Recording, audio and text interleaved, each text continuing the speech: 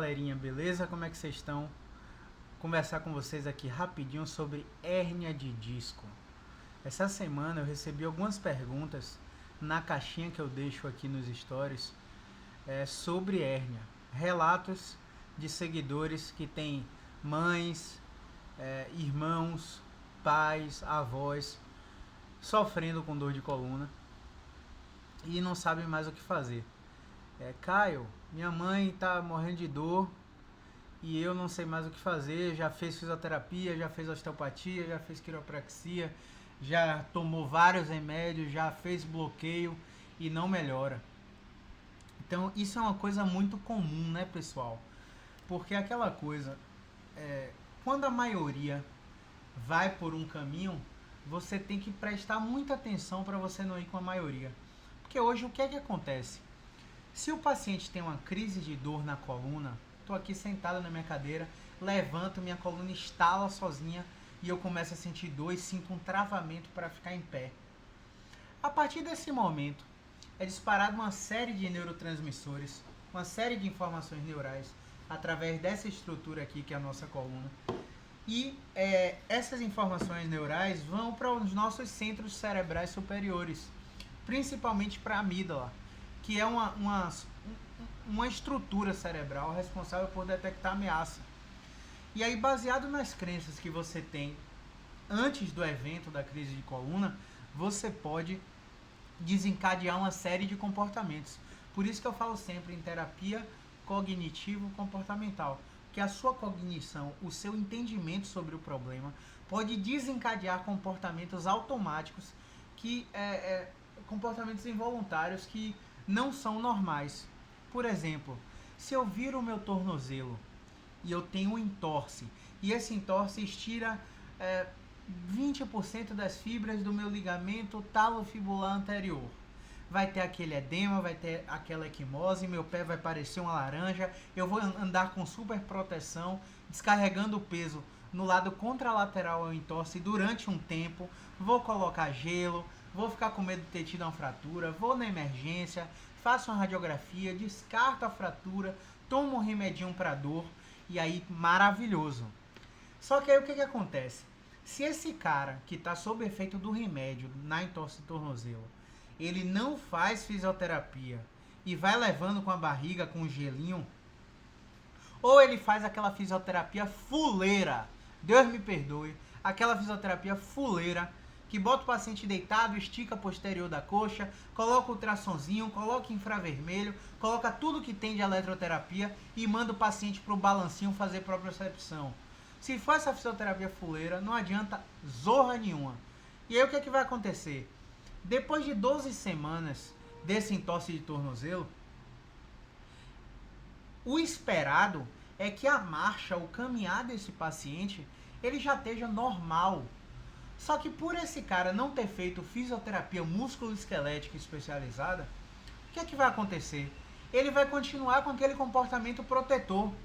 E aí ele vai cair na mão de um profissional que vai dizer para ele, olha, você torceu o tornozelo, seu pé virou, puxou a musculatura puxou o osso da perna, puxou a musculatura posterior da coxa, seu quadril rodou, gerou um estresse no ligamento que tem aqui no quadril para a coluna, rodou sua vértebra lombar e agora você está com dor na coluna. Você teve entorse há 3 meses atrás, há 2 anos atrás, há 5 anos atrás, não tratou e agora você está com dor na coluna por causa daquele entorse que você não tratou.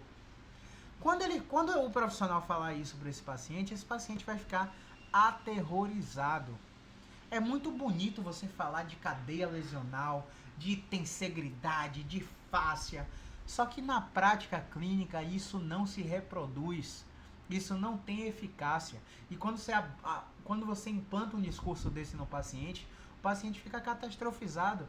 Ele fica se autocorrigindo, fica parecendo um robozinho passando na frente do espelho o tempo todo para saber se o caminhar dele está adequado, se tem alguma coisa errada com ele, porque você gerou esse comportamento de que existe um caminhar certo a se fazer, existe uma forma de andar, uma postura correta. E essas crenças, voltando lá para o início da live, é que vão ficar lá armazenadas na gavetinha do paciente, e essa gavetinha vai abrir no momento que ele tiver a crise de dor na coluna. quando essa gaveta abre com as memórias e as experiências prévias, ele acha novamente que tem algo errado com o corpo dele. E por causa dessa coisa que está errada, o paciente começa a gerar comportamentos funcionais que a gente chama de mal adaptativos. E aí ele anda com superproteção, mesmo já tendo passado 3 meses da dor inicial dele. E isso é muito perigoso, porque isso vai gerando compensações, excesso de uso muscular, hiperativações musculares, em músculos que não eram para estar hiperativados. E aí por que isso está acontecendo? Porque a articulação, ela não recebeu carga o suficiente para informar o cérebro que aquele músculo não precisa mais proteger aquela articulação. E aí muitos profissionais vão dizer, não, é hiperatividade muscular, eu vou fazer uma liberação miofascial, eu vou fazer uma ventosa terapia, eu vou fazer um dry needling, eu vou fazer uma acupuntura naquele músculo, para o músculo normalizar o tônus, para reduzir a hiperatividade. Só que o problema é articular, é interno na articulação. Se você inibe a atividade daquele músculo que está em hiperatividade, porque a articulação já estava com déficit de movimento, com alguma alteração de movimento, você vai reforçar o problema daquele paciente. Você vai até melhorar o paciente na hora, mas 24 horas depois o cara vai estar igual, exatamente igual a quando ele chegou e pagou o seu serviço. Então a gente tem que pensar um pouco. Primeiro eu corrijo o problema articular. Se tiver algum componente miofascial, aí eu vou mexer no músculo e não ficar tratando músculo, quando o problema é articular. Caio, como é que eu vou detectar que o problema é articular ou muscular? Testando. Se eu não testar esse paciente, eu nunca vou adivinhar que o problema é articular ou miofascial. Por exemplo, eu estou com um paciente com crise de hérnia de disco no pescoço, com crise de dor cervical no pescoço, e ele tem uma hérnia de disco, coincidentemente. Eu já mostrei para ele que a hérnia não tem nada a ver com o problema dele.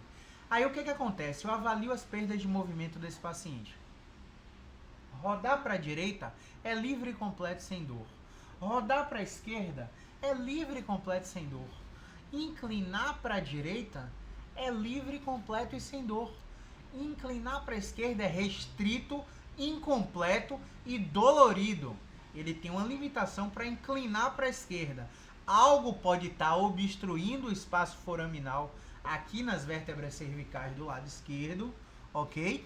Ou algum componente miofascial pode estar obstruindo o movimento cervical para inclinação esquerda. Caio, como eu diferencio se é miofascial ou se é articular? É simples. Você vai para trás do paciente e levanta os braços do paciente.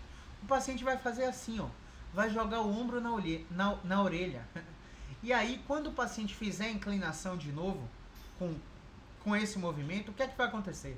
Se o movimento foi completamente liberado, é miofascial, porque era aquele músculo que estava tenso, que não estava deixando o paciente inclinar.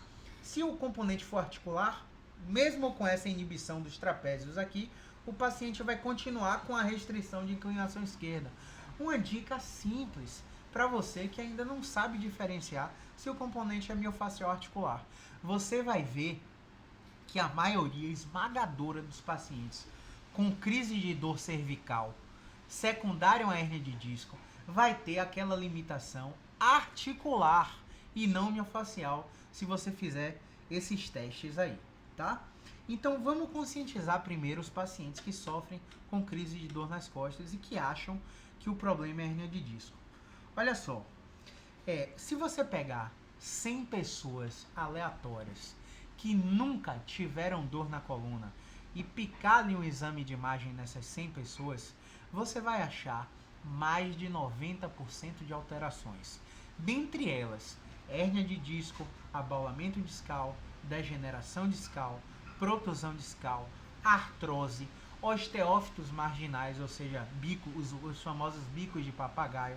Você vai achar algum nível de compressão medular, tá? Você vai achar em pessoas que nunca tiveram dor.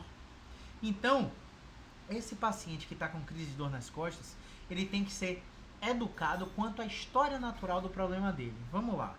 A dor é central ou assimétrica, ou seja, está no meio da coluna ou está mais para a direita, mais para a esquerda, está descendo para o bumbum, para a genital, para a coxa, está passando do joelho, não está passando do joelho. Se não estiver passando do joelho, você vai dizer para ele, calma, em 15 dias você deve melhorar sozinho, porque 60% dos pacientes que têm dor central assimétrica que não passa do joelho, em 15 dias melhora sem fazer nada. 40% vão ultrapassar essa barreira dos 15 dias. 40% vão ultrapassar essa barreira de 15 dias. O paciente já fica mais tranquilo. Opa, vou esperar. Mas, Caio, eu estou sentindo muita dor. Não é melhor ir para emergência, não? Vamos lá. Vamos saber quando o paciente tem que ir para emergência ou quando não tem. Ó, primeiro falar para você que a dor é um processo que acontece no cérebro.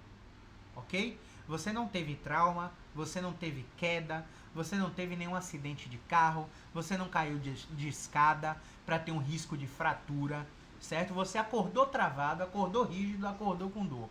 Você passou o dia inteiro trabalhando, quando levantou da cadeira do escritório, ficou com dor. Você pegou 2 horas de engarrafamento no trânsito e a dor apareceu, sem relato de trauma, ou seja, uma dor inespecífica. Não é porque o tecido está inflamado, não é porque o tecido está lesionado que está doendo.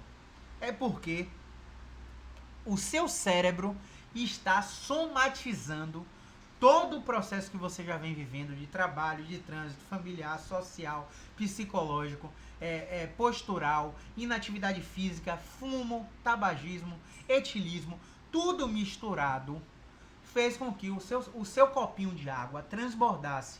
E aí você começou a sentir sua dor. Nesse caso, o que você vai perceber? Por mais que você sinta uma dor excruciante, que de 0 a 10, você diga que essa dor é 10, porque você nunca sentiu uma dor tão intensa em sua vida, por mais que seja excruciante, você vai tentar ficar na ponta dos seus pés. Quando você perceber que você conseguiu ficar em pé na ponta do pé, você vai pensar assim, ó, olha, eu não perdi a força na minha extremidade, porque eu sou capaz de tirar os meus calcanhares do chão e ficar na ponta do pé. Por que eu falo isso? Porque aqui, ó galera, vocês estão vendo esses nervinhos que passam aqui na coluna? Estão vendo esses nervinhos aqui? Todos eles vão comandar os músculos dos membros inferiores e do assoalho pélvico. Então, se eu tive alguma compressão medular real, eu tive alguma extrusão discal que é verdadeira, não é aquela que é achado natural da idade, o paciente vai ter o drop foot, o pé caído. Ele não vai ter a força para levantar a ponta do pé. Ele não vai ter a força para levantar o calcanhar e ficar na ponta do pé. Então, quando você estiver em crise de dor de coluna, você vai fazer esse teste. E se você não perdeu essa força, você vai se tranquilizar, ok? Você vai tocar nas suas pernas, abaixo do joelho. E você vai se perguntar, minha sensibilidade ao toque abaixo dos meus joelhos estão iguais, estão diferentes, ou eu perdi a sensibilidade ao toque? Você vai perceber, na maioria esmagadora das vezes, que a sua sensibilidade está igual. Ou seja, os dermátomos, as áreas da pele que são inervadas pelos nervos da coluna, abaixo do joelho, não foram comprometidas, ou seja, a sua função ela está intacta. Você vai tocar levemente nas suas genitais. Você vai tocar nas suas genitais. Para perceber se você não tem anestesia em cela. Anestesia em cela é um sinal de alguma doença possivelmente grave chamada síndrome da caldequina. Se a sua genital estiver com a sensibilidade normal, você vai se despreocupar. Uma outra coisa, você vai ver se você está com febre. Pega um termômetrozinho, porque febre junto com a dor é sinal de infecção. É um sinal que você deve ir para emergência, procurar um médico, para você ver o que está acontecendo no seu caso. Se você não tem febre, você vai se tranquilizar. Você vai se perguntar, eu tenho história de câncer? Eu, não minha família, não minha mãe, meu pai, minha avó, meu tio. Eu tive câncer nos últimos 5 anos? Não, não tive. Então a probabilidade da sua dor ser por causa de um tumor é muito baixa, mas muito baixa. tá? Então, nesses casos, você não precisa ir na emergência. Você vai fazer tudo o que você der conta. Não vai ficar de repouso, tomando bolsinha quente, tomando gelo. Não vai fazer isso. Porque isso é ruim para a coluna. Se você ficar de repouso, em desuso, você vai entrar em mais inatividade e mais rápido você vai para aquele comportamento que a gente chama de funcional mal adaptativo. Então a gente não precisa de repouso nesses casos. Outra coisa, paciente que fez cirurgia no joelho, cirurgia de LCA, um exemplo. O paciente não fez a fisioterapia direito, não é atleta, não precisa de uma reatletização para voltar. E ele anda mancando por um tempo, claudicando, anda na ponta do pé. E o movimento articular do joelho dele, ele não é mais natural. E aí ele começa a compensar no quadril, no tornozelo e na coluna. E do nada ele tá lá sentado na mesa, comendo uma pizza, tá? E aí ele levanta da pizza e sente uma dor, um travamento na coluna. Esse paciente vai para emergência ou não vai para emergência? Esse paciente muito provavelmente não precisa ir para emergência. Ele está com sobrepeso, ele tem passado de cirurgia no membro inferior, ele não tem febre junto com a dor, ele não perdeu a sensibilidade na perna, ele consegue ficar na ponta do pé nos calcanhares, ele consegue ficar... o toque genital dele não está com alteração na sensibilidade. Ou seja, a continência urinária, a continência fecal, ele consegue prender urina, ele consegue prender as fezes até chegar no banheiro, ele não tem urgência miccional, ele não tem urgência urinária, urgência fecal, ele está com controle de esfíncter bom. Ou seja, esse paciente que acabou de levantar da mesa, que estava comendo uma pizza e teve uma fisgada na coluna e começou a doer, passou 2-3 dias com dor, não é paciente de emergência. Mas, Caio, qual é o problema de eu ir para emergência? Tá doendo, pô, eu quero tomar uma medicação. Não há problema nenhum. Você sabe o que é que leva o paciente à emergência? O medo de estar com algo grave. Não é uma dor por uma dor. Porque uma dor por uma dor, ele se automedica, ele toma um analgésico, ele toma um anti-inflamatório e ele fica tranquilinho em casa. Mas esse paciente ele vai para emergência com medo de estar tendo algo grave na coluna. Só que a maioria não está tendo, a grande maioria esmagadora, 99% não tem nada grave. Não sofreu acidente, não sofreu trauma, não sofreu queda, não tem história de câncer, perda de peso sem motivo, febre junto com a dor, continência urinária está preservada. 99% não tem red flag, possível patologia grave. Só que quando ele vai para emergência, a abordagem biomédica, ela se concentra nas alterações da estrutura. O modelo biomédico, ele diz que dói porque tem algo errado na estrutura. Já o modelo biopsicossocial, que é esse que eu estou falando com você, fala para você que dói não ignorando a estrutura. Pode ter algo errado na estrutura. Não estrutural, mas sim de movimentação entre as estruturas. E aí o modelo biomédico diz que a estrutura está danificada, está degenerada, tem uma hérnia comprimindo o nervo, tem uma artrose severa, um abaulamento que está comprimindo a medula, enfim. E o modelo biopsicossocial vai dizer para você que está doendo não só por uma alteração de movimento na estrutura, mas também por uma somatização. Olha, eu sou atendente de telemarketing. Eu sou enfermeira, eu tô trabalhando, dando meu pau ali no meu plantão, só que eu não tenho o devido reconhecimento. Dou um pau em todos os plantões, troco com os meus colegas, às vezes dobro 24 horas, e eu não tenho o reconhecimento que eu mereço. Não é nem de aumento de salário, não, é o reconhecimento do chefe da enfermagem, o reconhecimento da equipe de fisioterapia, da equipe de médicos de plantão, do diarista. Eu nunca ouvi um elogio no meu trabalho. Ah, Caio, o que é que você está falando aí? Você está viajando, Caio. Não estou viajando. Tem uma pesquisa muito grande com mais de 36 mil trabalhadores, onde o fator de risco para desenvolver dor de coluna foi a relação entre esforço dado e recompensa percebida pelo profissional nas relações de trabalho. Se esse esforço é dado sem essa recompensa, esse profissional ele tende a ter dor, porque estruturas cerebrais começam a detectar ameaça mais facilmente. Eu sou advogado. Eu alugo o meu escritório de advocacia. Estou indo lá, fazer a defesa, fazer uma peça, enfim. Só que tem um colega lá que quer pegar todos os meus casos. Eu estou tendo um conflito na relação entre os funcionários. Eu estou tendo um conflito na minha relação com o meu sócio. Eu estou tendo um conflito na minha relação com minha mãe, com meu pai, com minha namorada, com minha esposa, com meu marido, enfim. Todo esse contexto, todos esses fatores não contextuais que fogem à estrutura, eles são dificilmente reconhecidos por aqueles que trabalham no modelo biomédico, mas facilmente reconhecidos pelos pacientes. Sabe o que é que o paciente fala? Poxa, Caio, é mesmo. Eu tive dor naquele dia, eu não peguei peso nenhum naquele dia. Eu tive um estresse lá com minha filha, eu tive um estresse lá com a minha mãe. Ou por exemplo, a paciente ela fez uma cirurgia de prótese de mama, colocou silicone, ficou um tempo imobilizada sem poder mexer, desenvolveu dor no ombro, desenvolveu dor no pescoço, desenvolveu dor na torácica. Só que aí, muitos profissionais atribuem a imobilização prolongada após cirurgia. Só que um dado na história vai mudar completamente esse desfecho, esse panorama.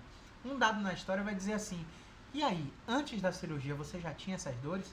Tinha frequentemente, uma vez no mês. Eu tinha esse tipo de dor sim. E aí você vai começar a desmistificar que foi a imobilização prolongada, que foi o procedimento cirúrgico, que foi aquele jogo de futebol, porque o paciente já tinha esses episódios de dores antes do evento do qual ele se queixa. E isso faz mudar uma chave na cabeça do paciente que acha que está doendo por causa de um trauma. E muitas vezes nós profissionais acabamos reforçando essas crenças na cabeça dos pacientes.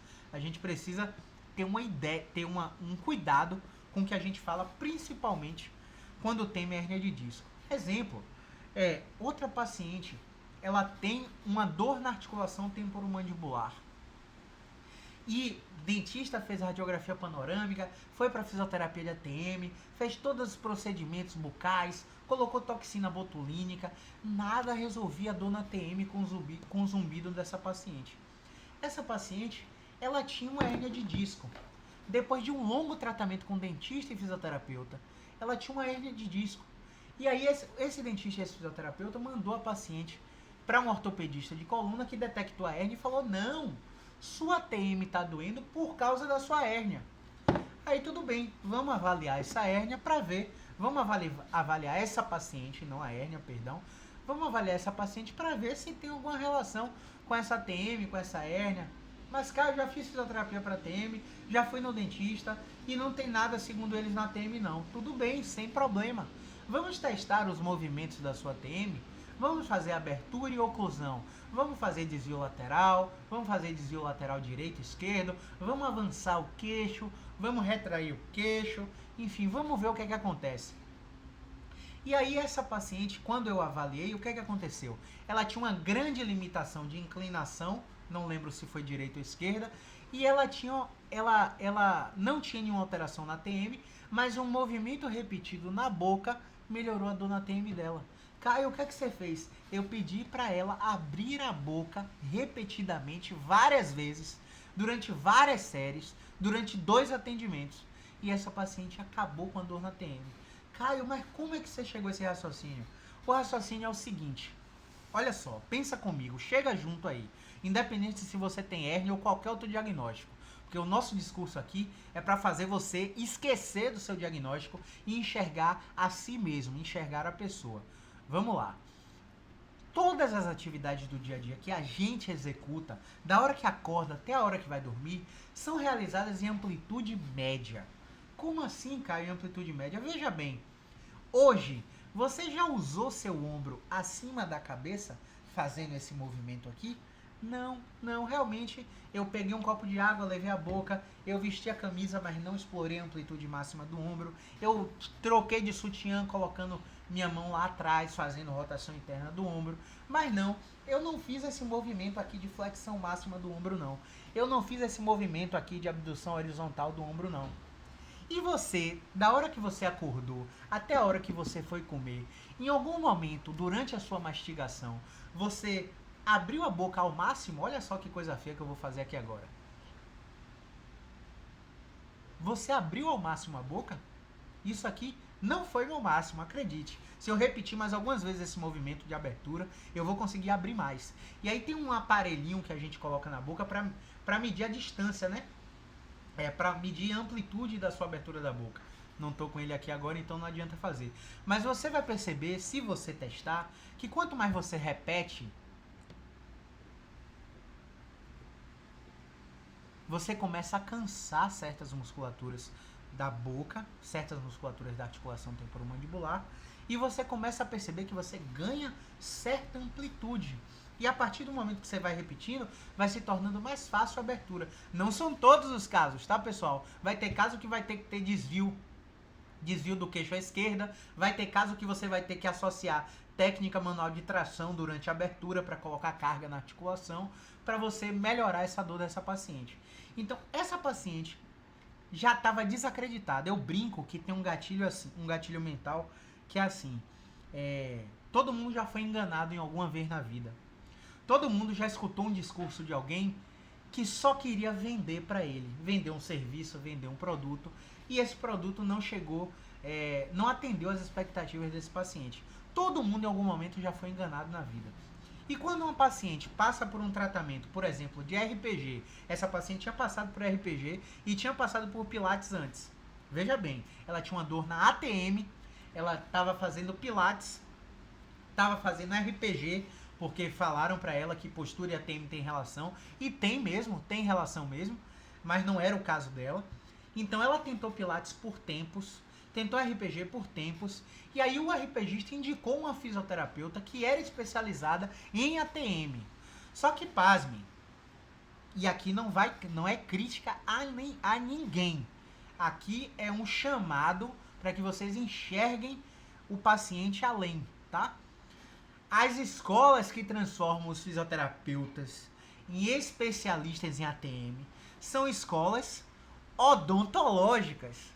E as escolas odontológicas têm um modelo biomédico de atenção à saúde. Alguns até interferem no modelo biopsicossocial, são poucos, por isso não é uma crítica a ninguém. Entendo o que eu estou falando. Essa paciente passou pelo Pilates, passou pelo RPG e foi para um fisioterapeuta especialista em ATM, que foi formado por uma escola odontológica que segue o modelo biomédico.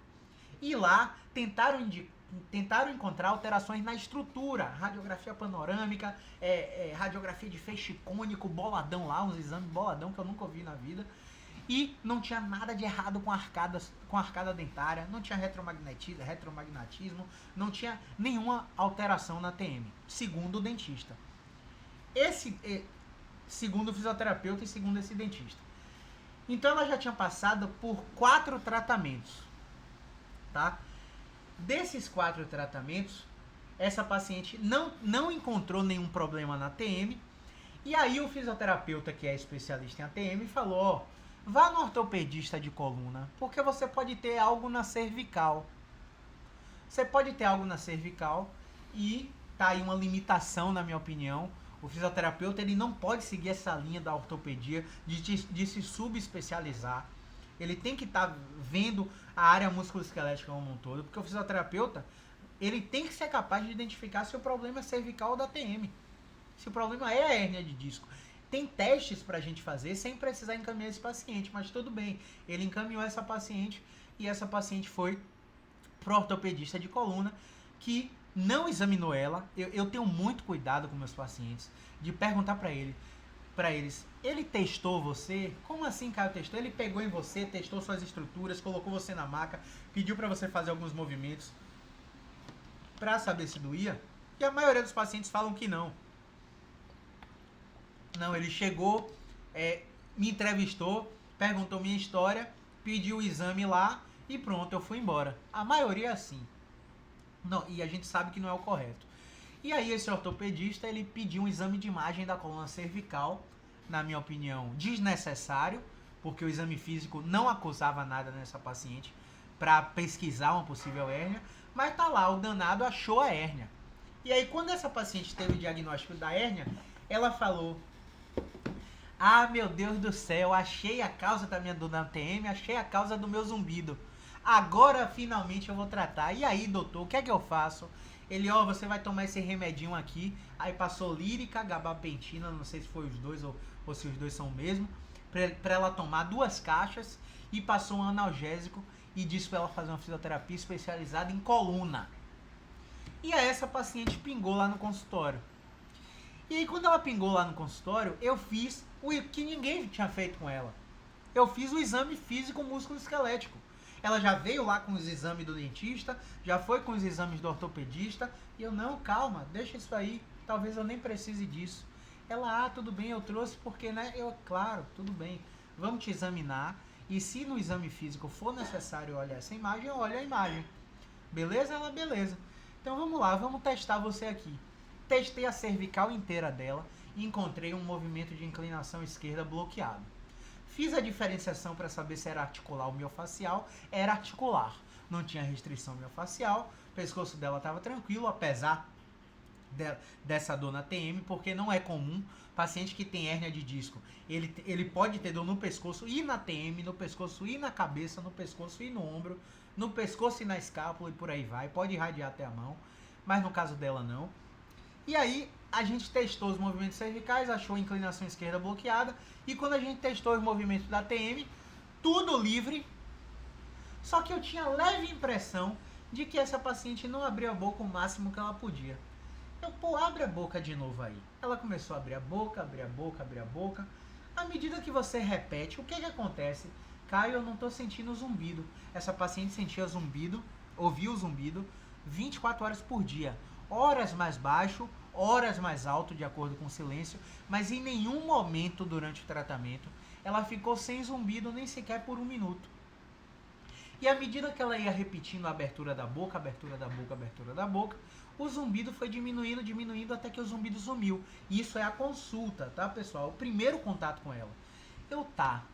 E aí eu não achei perda de movimento em você, porque, galera, boca não é que nem ombro, que você levanta os 2 braços, um levanta total, o outro levanta pouco, e você diz, ó, seu ombro tem uma perda de movimento, você não tem trauma, seu ombro perdeu o movimento. Boca você não tem com o que comparar. Então se o paciente abre a boca, você não sabe se aquilo ali é o máximo ou se o paciente perdeu aquele movimento. Como eu não achei perda de movimento nem na cervical, nem na ATM, nem no ombro, nem na torácica, eu falei, ó, vou investigar a abertura da sua boca. Eu vou fazer algumas técnicas aqui articulares, porque pode ser que a gente ganhe algum movimento no pescoço e você rode mais. E de fato, eu fiz uma técnica de movimento no pescoço dela e ela começou a rodar mais o pescoço. O zumbido já tinha sumido com a abertura da boca, mas a dor na TM ainda estava lá. Eu falei, olha, você vai fazer esse movimento de abertura da boca 3 vezes no dia, 20 repetições, ok? Ela fez 5 vezes no dia, de tão dedicada que ela fez mais. E aí eu chamei a atenção para ela, ó, quando a gente passa um movimento para você, você tem que tratar como se fosse antibiótico. Se você não tomar na dose prescrita, a bactéria fica mais forte. Se você tomar mais do que deve, você tem efeito colateral. Graças a Deus você não teve efeito colateral, mas fica com 3 vezes por dia por esse movimento. Quando a paciente voltou no segundo atendimento, a abertura da boca dela já tinha ganhado 1 centímetro, comparando com como ela chegou. E essa abertura da boca, nessa abertura da boca, ela me trouxe a notícia, Caio, não tô mais com dor na TM. Aí eu perguntei, vem cá, a que você atribui a melhora da sua dor na sua TM? Ela falou, deve ser esse movimento, né? Porque a gente só fez isso. Eu falei, graças a Deus, porque tem paciente que ainda diz pra mim assim, eu acho que o remédio começou a fazer efeito. Então, uma estratégia de movimento na articulação temporomandibular tratou a dor na TM e o zumbido dela. Só que aí o que é que eu quero que vocês entendam? Essa paciente, ela teve o diagnóstico de hérnia na cervical, a hérnia tá lá. E em 48 horas ela tava sem dor na TM. Aí eu perguntei pra ela, vem cá, você acha que essa abertura da sua boca que eu pedi pra você fazer, você acha que ela reduziu ou tirou sua hérnia daí? Enfim, curou sua hérnia? Ela, não sei, paciente não tem essas noções. Mas aí você explica a fisiologia da hérnia. A hérnia, ela é uma estrutura gelatinosa, o disco é uma estrutura gelatinosa que fica entre uma vértebra e outra. E quando a gente faz movimentos seja na coluna, ou seja na ATM ou no pescoço, essas pressões hidráulicas que são exercidas no disco vão pegando aquele núcleo do disco gelatinoso e empurrando esse núcleo nas fibras que a gente chama ânulo-espirais. E aí, esses empurrões ao longo da vida, durante décadas, vão gerando as invaginações, as rupturas de anéis fibrosos e vão fazendo com que esse núcleo extravase, formando a hérnia de disco. Para isso acontecer, levam décadas. E só existe um procedimento que remove essa extrusão, essa hérnia discal, chamado dissectomia. Pode até haver mais do ponto de vista cirúrgico, não tenho conhecimento, não sou médico, só o médico que vai saber disso. Pode até haver mais, mas eu só conheço esse procedimento.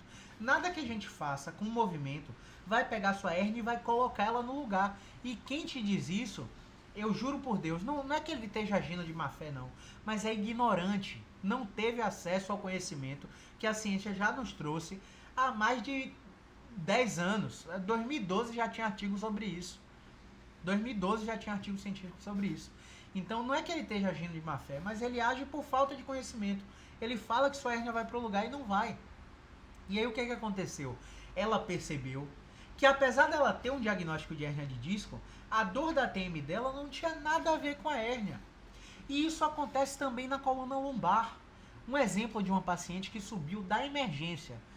Não sei se vocês me acompanham, mas a gente atende num grande hospital aqui em Salvador. E esse hospital é muito reconhecido pelo serviço de emergência. É super, assim, enfim, reconhecido aqui em Salvador. E tem um serviço contratado lá junto com uma grande instituição de ortopedia. E aí eu atendi uma das enfermeiras lá.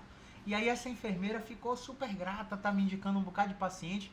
E aí quando ela vê um paciente chegar com dor na coluna lá, tomar as medicações e não melhorar, ela manda subir lá pro andar. E aí quando o paciente chega lá, a gente vê se dá para atender. E a gente fez um horário extra para atender essa paciente.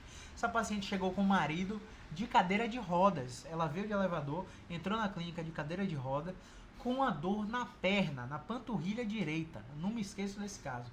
E aí eu examinei ela, e aí quando ela ficou em pé, com o auxílio do marido, eu pedi, joga seu peso todo na ponta do pé. Ela ficou na ponta do pé. Agora tira a ponta do pé do chão e se apoia no calcanhar. Ela teve um falseio assim como se fosse cair, e não caiu. Agora tenha segurança para largar seu marido agora e fique aí no calcanhar. Ela conseguiu ficar, sentou e deitou na maca correndo e morrendo de dor e quase chorando. Eu falei, vai deitar na maca, tudo bem, eu te avalio, eu faço as perguntas, mas você fica deitada na maca assim, de barriga para baixo.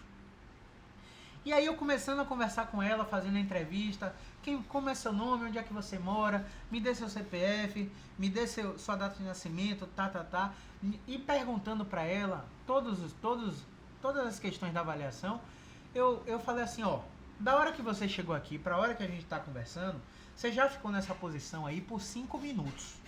Onde é que tá a sua dor? E aí ela falou para mim, tá bem aqui no bumbum. Mas não chegou com a dor na perna? É verdade, estava na perna e está aqui no bumbum, só que está mais forte. Eu falei, olha, maravilha. Vamos colocar um travesseiro aqui embaixo da sua barriga e vamos continuar fazendo a avaliação. E aí, você tem febre junto com a dor?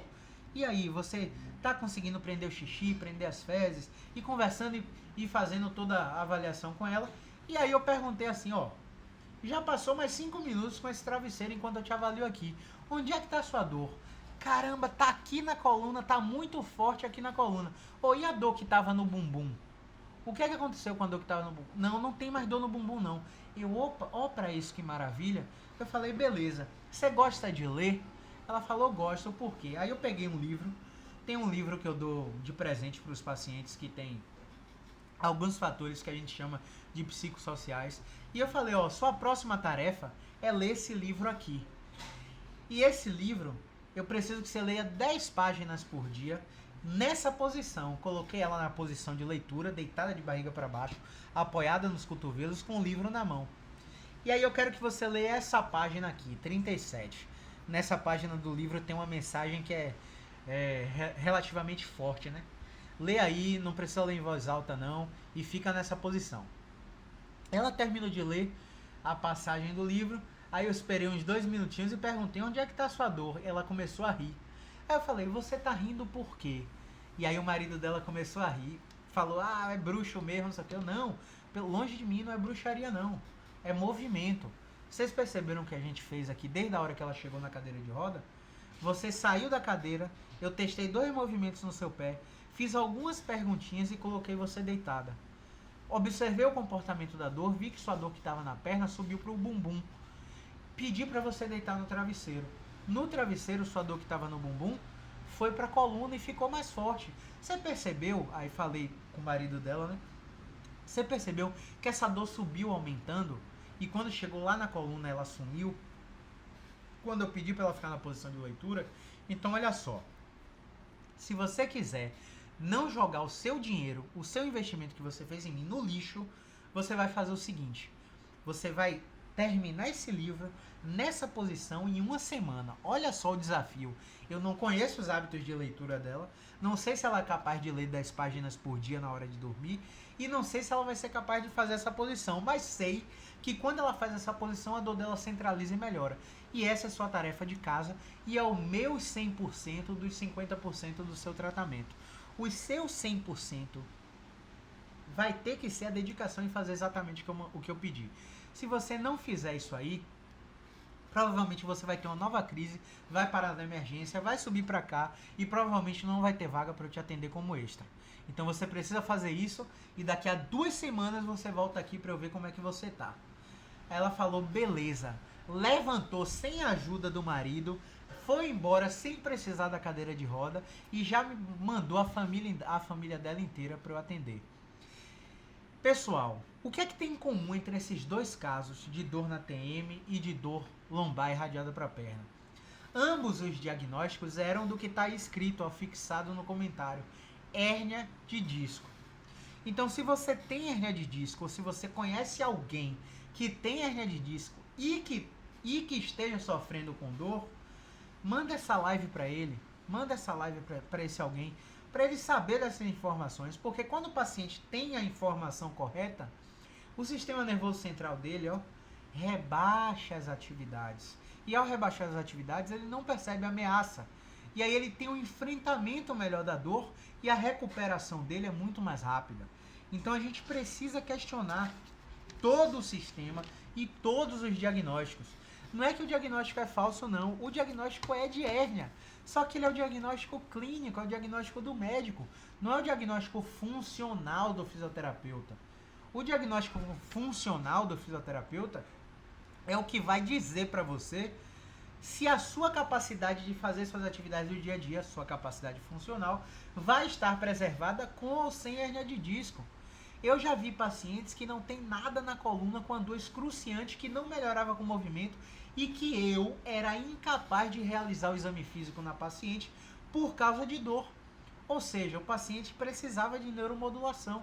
Eu tinha que fazer ali 5 sessões no intervalo de 10 dias para fazer uma boa neuromodulação, utilizar acupuntura, laser, terapia manual, exercício na amplitude que não aumente a dor, trabalhando com contingência de tempo e com contingência de dor, para que essa paciente começasse a tolerar exercício. E a paciente não tinha nada no exame de imagem. Então a definição de dor, pessoal, é uma experiência sensorial ou emocional desagradável associado à lesão real ou potencial. Ou seja, não precisa ter lesão no tecido para o paciente ter dor. Não precisa ter hérnia de disco para o paciente ter dor. E se tiver hérnia de disco, não quer dizer que aquele paciente vai ter dor. Então, quando o paciente tem acesso a essas informações, ele fica mais tranquilo. Ele se convence mais e ele adere melhor aos exercícios. Beleza? Ficou alguma dúvida, pessoal? Manda aí nas perguntas para ver se a gente responde. Já avisar vocês que eu deixei uma caixinha aqui nos stories. Se você ficou com alguma dúvida sobre essa live de hérnia de disco, ou se você ficou com alguma dúvida sobre o post que eu fiz agora sobre hérnia de disco, vem aqui nos meus stories e manda sua pergunta, se não quiser mandar agora aí, tá bom? Essa live vai ficar salva por 24 horas, depois eu vou jogar lá pro YouTube, canal do YouTube, Caio César, joga lá pro YouTube, e vai ficar no YouTube por 7 dias para vocês assistirem. Quem está no meu grupo do Telegram, os fisioterapeutas ou estudantes do 5º semestre em diante, vão receber o link para assistir vitalício essa aula sobre hérnia de disco, tá? A gente comentou sobre 2 casos clínicos importantes. Deixa eu ver aqui só no meu roteiro para ver se tem algo para falar para vocês. Pronto, só uma coisinha aqui que eu esqueci. É o seguinte, pessoal, o paciente que tem hérnia de disco, ele geralmente tem medo de se mover, de fazer as atividades, vai para o repouso, vai para a emergência, como eu falei no início, mas ninguém testa os movimentos dele. E a fisioterapia ela tem um recurso muito importante que é o teste de movimento. E o que é esse teste de movimento? É pegar a sua coluna e levar ela à amplitude final em todas as direções. Eu preciso deslocar a lateral esquerda, eu preciso deslocar a lateral direita, eu preciso fazer a extensão, eu preciso fazer a flexão, tocar lá no chão, para ver o quanto esse paciente que tem dor nas costas e que acha que a dor é por causa da hérnia de disco, é capaz de se mover. Então, dados importantes que a gente tem que notar nesse paciente é o seguinte: na extensão, você considera que há perda de movimento? Caio, como é que eu vou saber se tem perda? Não dá para comparar extensão com flexão. A flexão o paciente toca no chão, a extensão só quem faz círculo de Soleil que toca no chão. Calma. Se o movimento for executado com dor durante ou no final, você já vai assumir que existe uma perda. Porque veja bem, aqui é meu dedo. Eu vou dobrar meu dedo aqui, ó. Isso aqui é um movimento livre, completo e sem dor. Agora vá pedir para sua mãe, para sua avó, fazer esse movimento aqui no dedo. Ela vai dizer para você que vai doer. Porque durante o dia todo a gente só fica usando aqui, ó, em amplitude média. A gente não leva na amplitude máxima no dia a dia para as atividades funcionais. E aí essa articulação, ela entra em alteração que a gente chama morfofuncional. As estruturas se deformam para permitir só esse arco de movimento. E aí quando você leva a amplitude final, produz a dor. Então se o paciente tem dor durante ou no final do movimento, você já vai assumir que ele tem uma perda de movimento, beleza? E aí você não compara extensão com flexão, você só vê isso, se tem dor para realizar o movimento. Se tiver dor, você vai considerar essa perda grande, moderada ou mínima. E onde é a dor com o movimento? Na flexão, a perda é grande, moderada ou mínima?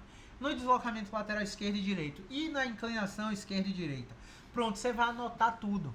E aí quando você anotar onde o paciente tem dor para se mover, você já vai chegar no fisioterapeuta, ou se você é físio, você já vai avaliar com uma referência. Esse é o maior erro do fisioterapeuta. O fisioterapeuta pergunta, dói aonde? Ah, dói na lombar e vai para o bumbum direito. Pronto, essa é a referência. Aí ele faz a sessão toda lá, usa mais de 10 técnicas, e aí no final ele não tem nem coragem de perguntar como é que o paciente está. Ele deixa o paciente ir embora, sem saber se mudou aquela referência. E se o paciente falar que diminuiu a dor, o que é que vai parecer? Que foi a intervenção que o paciente fez? Ou que foi história natural, mudança de desfecho, Hawthorne Effect, que é o efeito do paciente bonzinho, ele não quer frustrar você, ele diz que melhorou para não te frustrar. Efeito placebo. Será que foi efeito placebo? Será que foram os fatores não contextuais, a expectativa do paciente? Porque existe isso. O paciente muda o desfecho e você não tinha referência para saber se o paciente de fato melhorou. E esse é o maior erro do fisioterapeuta. Quando você tem a avaliação da perda do movimento, você sabe, ó, o paciente chegou com dor lombar e com dor no bumbum direito. E aí eu fiz uma técnica. Eu usei, sei lá, terapia manual no diafragma. E aí eu botei o paciente em pé e perguntei, quanto é que tá a sua dor de 0 a 10? Ó, chegou com 8, a dor tá 6. Ah, diminuir a dor do paciente, pode ir embora. Não é assim. Existe uma coisa que é a melhora mínima clinicamente significativa. O paciente tem que melhorar 3 pontos na escala, que a escala é subjetiva, para ter uma melhora mínima clinicamente relevante, o MCID. Tá? Se o paciente melhorou 2 pontos, se ele fosse para o bar tomar uma cerveja com os amigos, ele ia melhorar 2 pontos da dor. Se ele fosse fazer uma massagem ali no Jardim de Alá, não desmerecendo, tá, pessoal? Inclusive, recomendo quem tem dor fazer massagem, é super confortável, mas não trata a causa do problema. Se o paciente for lá fazer uma massagem, ele vai reduzir 2 pontos. Se o paciente fazer um telefonema para um amigo que ele vai diminuir 2 pontos. Eu tenho uma familiar que estava em crise agora e quando ela conversava com outro familiar meu, ela esquecia completamente da dor. Então você tem que ser eficaz como fisioterapeuta. Você não pode ficar ali no efeito placebo, no efeito Hawthorne. Você tem que ter referência para saber se o paciente melhorou. Então o paciente chegou com dor lombar e dor no bumbum, você tem essa referência e tem a referência da perda de movimento. Olha, tocar no chão eu não consigo, eu chego só até o joelho. Aí você fez lá, terapia manual no diafragma. O paciente, a dor não está mais no bumbum, tá na lombar e agora ele passou do joelho e chegou até a tíbia. Ou seja, ele dobrou mais o tronco. Ah, o que é que faz para doer? Quando eu subo na moto, o movimento de subir na moto. Beleza, anota aqui. Perda de flexão, dor lombar e bumbum, movimento de subir na moto. Você tem que ter 4 referências. 4. Ou seja, referência mecânica, qual movimento ele faz com dor, ou qual movimento ele perdeu. Referência funcional, qual atividade, qual nível de participação o paciente perdeu por causa da dor. Ah, qual nível de atividade? Subir na moto. Ah, referência neurológica. Referência neurológica é o quê? O teste de Laseg, a manobra de Slump, o teste de tensão neural adversa do membro superior, tá? Teste de raízes neurais. Referência neurológica é isso. Você vai ver se o sinal de Laseg é positivo, se a manobra de Slump é positiva, se o teste de tensão neural adversa do membro superior é positivo e vai anotar. Porque você pode mudar aquilo ali. Não desista porque o paciente tem um componente neural na dor. Você pode mudar aquilo ali. E você vai anotar também a referência sintomática, que é a dor de 0 a 10 na escala percebida pelo paciente. Então, se você não começar anotando essas 4 referências do paciente e ir direto para a intervenção, você vai brincar de tiroteio. Você vai usar ventosa, vai usar liberação miofascial, vai usar dry needling, vai usar auriculoterapia, você vai usar alongamento isquiotibial, vai usar ultrassom, vai usar laser, você vai usar o diabo A4, você vai usar 25 intervenções e não vai saber o que melhorou o paciente.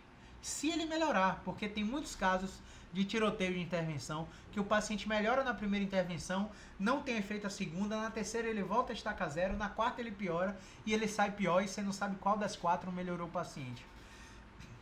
Quando você anota as referências e vai testando intervenção pós-intervenção, você sabe exatamente o que o paciente com hérnia de disco fez para melhorar, beleza? E aí, alguma dúvida, galera que acompanhou aí? Tô vendo que ainda tem gente aí. Tiver dúvida, manda pergunta aí agora, que a gente responde. Não tiver, a gente encerra a live por aqui. Já avisando para vocês que do dias 2 aos dias 27 de novembro, a gente vai ter um evento inédito chamado Jornada do Expert. Eu vou fazer 20 lives só para minha lista VIP. Se você não está na lista VIP, clica no link do meu perfil e se inscreve na Jornada do Expert para receber o link das aulas pelo e-mail, que a aula não vai ser aberta aqui não, tá? Então, se inscreve na minha lista para receber as aulas e não perder esse evento. Lembrando que a Jornada do Expert é o evento de lançamento do meu curso online, que é o Método BeExpert, onde eu vou te ensinar um passo a passo para potencializar suas avaliações musculoesqueléticas no tratamento da dor, gerar resultados rápidos, duradouros, se livrar de uma vez do plano de saúde, começar a atender cobrando um valor justo pelo seu atendimento e elevar o seu patamar profissional aí, seja lá em que lugar do Brasil você esteja. Beleza? Tô vendo que não chegou perguntas, então vamos encerrar por aqui. Se você ficou com alguma dúvida, ficou sem coragem de perguntar, vai na caixinha dos stories que eu deixei aí, tá bom? Grande abraço e movimento é vida.